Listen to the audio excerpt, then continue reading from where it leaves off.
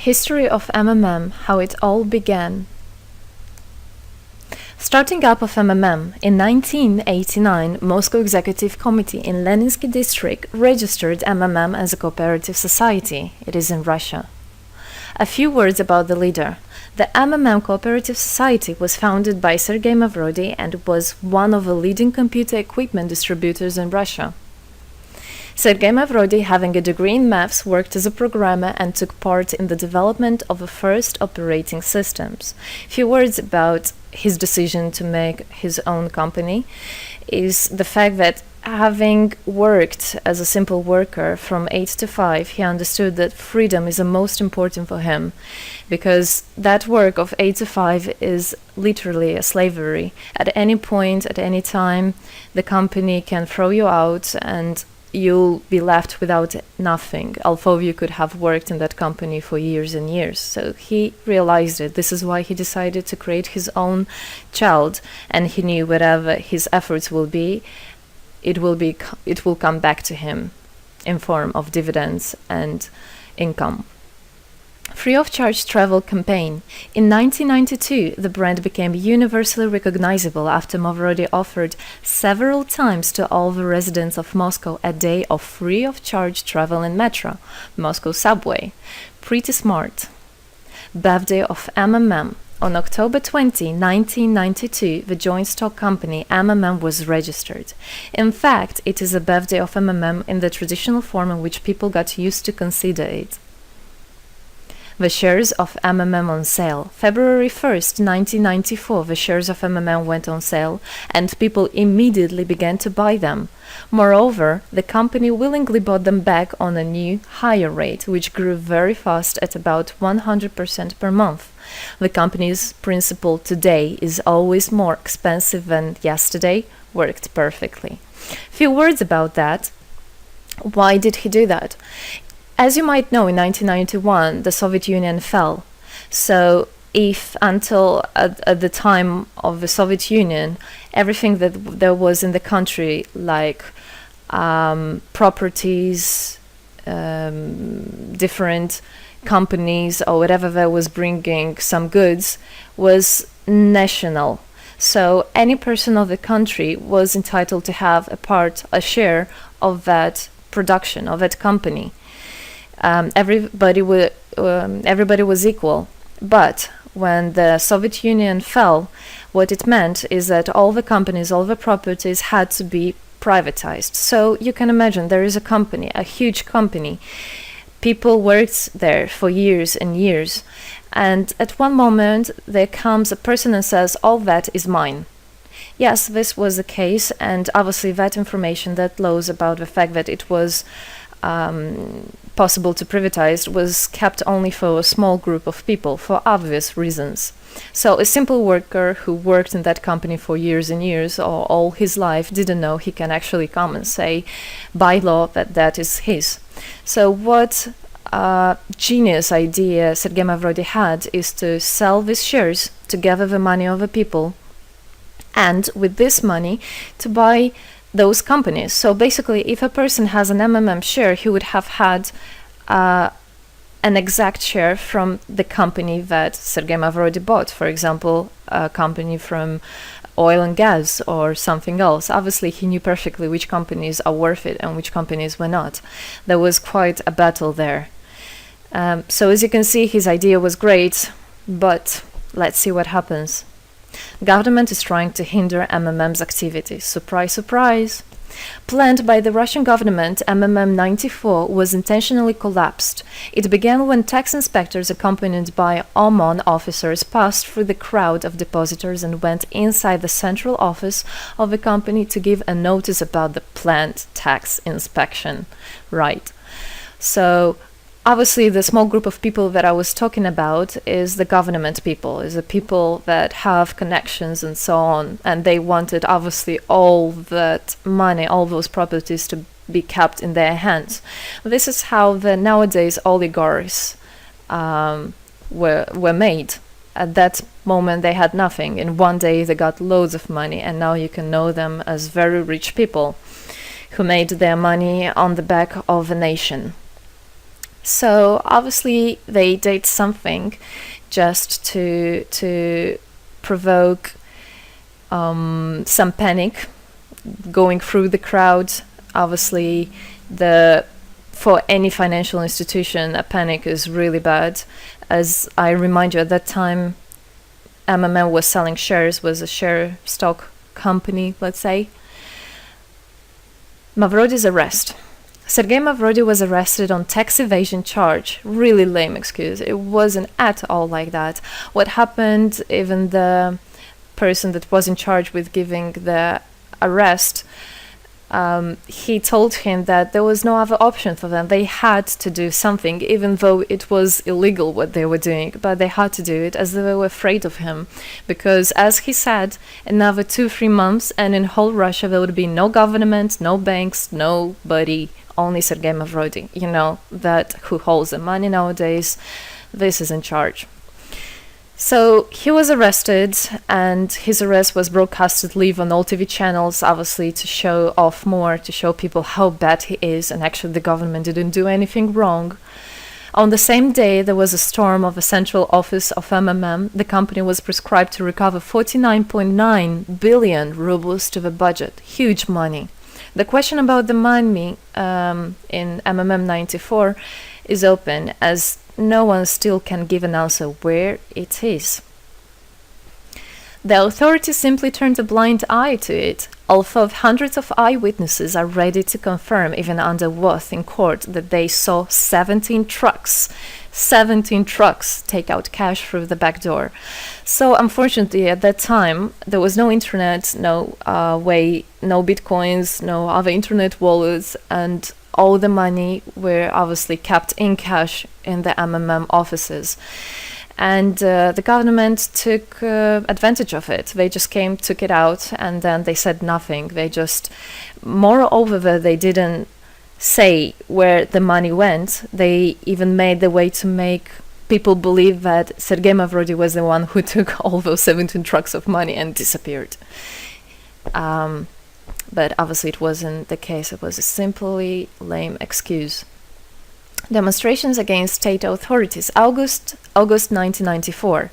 Thousands of MMM depositors affected by the artificial collapse of the pyramid protested and demanded to set Mavrody free. Actually, Mavrody could have used his powers and do huge, bigger protests, but he decided not to do that, as that would made as obvious a different protests of this type. It could be people injured or even killed, so he decided not to use people in this purpose. It was very noble from him to do that. MMM leader became a deputy. However, he found a way to get out of the prison. Being imprisoned, Sergei Mavrody had managed to register as a candidate for a deputy of the State Duma and was released from prison. He won the elections by a landslide and became the deputy of the State Duma of the first convocation. So, as a deputy in Russia, they have privileges. This is why, becoming a deputy, he was set free. The State Duma is against Mavrody. Surprise, surprise! The State Duma deputies deprived Sergei Mavrody of his deputy plenary powers due to his permanent absence at the Duma's meetings. That incident was the only one in New Russia's history. Sergei Mavrody wasn't interested at all in politics. It's not he hates politics, as he said it many times. So he became a deputy only for the reason to get out of a prison. That's it. He wasn't interested to go to at their meetings, as he himself considered as well the people there as being quite silly and not worthy to spend time with. But this was another lame excuse for them to deprive him by saying that he is absent. A candidate for presidency. The Central Election Commission registered the authorized representatives of the initiative group that had nominated Mavrody as a candidate for the president of Russia, but subsequently rejected a significant part of the signatures in the support of a candidate, and his registration was renounced. So, for obvious reasons, they did that again. They weren't interested into having a fair president, a fair leader on top of their head. Revival of MMM, January 2011. Sergei Mavrody renounced launching launching a new project of MMM 2011. Together we change the world. Previously, there were simply no analogues of similar systems in the world. The film about MMM, the launch of a project fell in the same time interval with the release of Russian film about MMM Pyramid, the plot of which is based on the eponymous book in which the history of MMM is disclosed by Sergei Mavrodi. So he wrote a book, and there is a movie which I highly recommend you to watch. You can find it online on YouTube. MMM is building a new, fair financial order. June 2012, the activity of MMM made a lot of banks collapse and a huge outflow of funds from deposit accounts happened. The system numbered more than 35 million members at the time. For obvious reasons, the fight against the system started. It suffered the same fate as MMM 94, eventually collapsed. So what happened? A lot of banks, as I already said, had a huge outflow, and another minus of the system of that time was that it wasn't really quite a community, because the money was still kept by the managers in MMM. So it wasn't the same idea as it is now, comparing it now, where people exchange money between themselves. You don't need to put it in a central account. At that time, there were central accounts, and it was again used by the banks. They simply blocked those accounts that they identified as being of MMM and took all the money away, and that's it. There were no other discussion about that. Again, huge loss of money. People lost a lot of money. Sergei Mavrodi didn't get all of them. It was again the banks that took the advantage of it. MMM 2012 is just the beginning. I'll be back. Sergei Mavrodi announced the launch of a completely new MMM, World Mutual Aid Fund, MMM community. It speeded up since the first day, showing crazy dynamics on new members' registration. It has been decided to send 10% of the whole turnover on payments to the affected members of MMM 2011. So again, another genius idea. In order not to make central accounts, in order not to gather the money somewhere, now the money are spread directly between participant itself. You can just check in your account online whom you should transfer the money to. So MMM now is connecting all the people between themselves in exchange, so that they can exchange the money and get benefits of it. It's amazing and it's crazy, but it is true. MMM is growing. Some short facts. 2012, MMM started its development in India. It had great, huge developments. 2012-2013, following India, MMM Bangladesh was launched as well. 2013, MMM Indonesia was launched. 2014, MMM Hong Kong. And it's not the end. MMM Global, 2014. MMM Global started up in the spring 2014. It is a voluntary network, a community of millions and millions of people from more than 100 countries worldwide. So there is already MMM settled in Argentina, Brazil, Philippines, Hong Kong, and other, and all the rest of people in the world from all the countries of the world are able to participate as well. So they rebelled against the financial slavery and combined their money for this purpose. So how it is possible? MMM, the Republic of Bitcoin. Bitcoin is another genius idea to set the world free. For MMM Global participants' convenience, there were some 20 ideas on funds transfers implemented. From now on, all the countries where you can buy and sell Bitcoins can be registered in a branch of Free People of the Republic of Bitcoin. Thus, there is no barriers to develop MMM in small countries due to their restrictions on the international bank transfers. Banks. This is not something that we would want to use, as the banks can anytime put restriction on an account or even block an account and take all the money. Yes, the banks can do that. Read better your contract. So, Bitcoins is really genius idea to do that. Join MMM Global, join our community, set the world free. Don't hesitate, don't even think of going back, just go always forward. We are writing the history right here and right now. We are not going to be any more slaves working from 8 to 5, having pennies for that.